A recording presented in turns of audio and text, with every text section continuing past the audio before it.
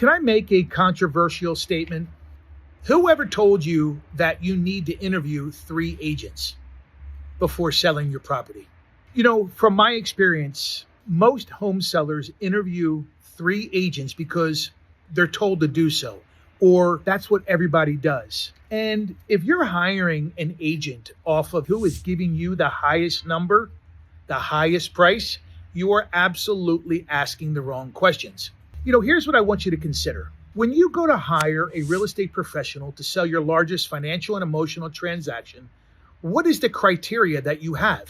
Do you have certain questions that you ask? How about this? Do you ask them about their strategy? Do you ask them about their marketing plan? Do you ask them about communication and how you can expect to communicate with them, number one, and how often you can communicate with them, number two, and what forms of communication they use? Here's another one about communication.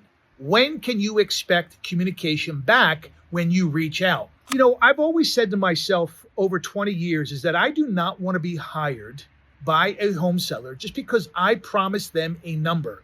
Anybody can promise you a number. That is the wrong criteria when interviewing agents. You have to go off of experience. You have to go off of negotiating skill sets. There's certain questions that you must ask. And this is the reason why I created a guide, the top 10 questions that you must ask a real estate professional before hiring them. If you are interested in receiving my free report, put in the comments top 10 questions and I will get that out to you.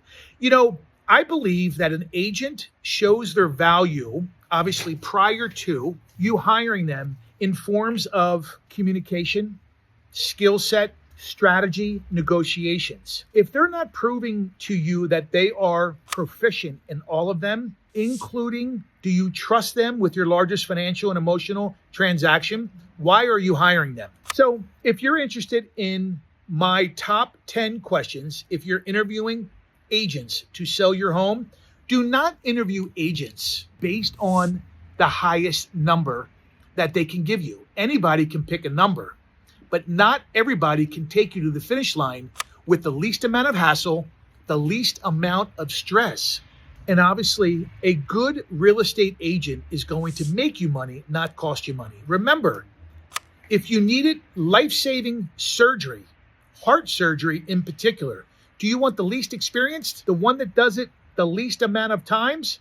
Or do you want someone that has been doing it for years and has seen just about everything they possibly could see while you're laying on that table? How about this? A pilot having problems at 35,000 feet. Do you want someone skilled or do you want someone brand new? So I hope this helps. If you're interested in my free guide, top 10 questions you must ask before hiring a real estate professional, just message me top 10 questions and I will reach out to you and get you that information. Remember, the most important decision that you're going to make when buying or selling real estate, it's not about location. It's about the broker you hire.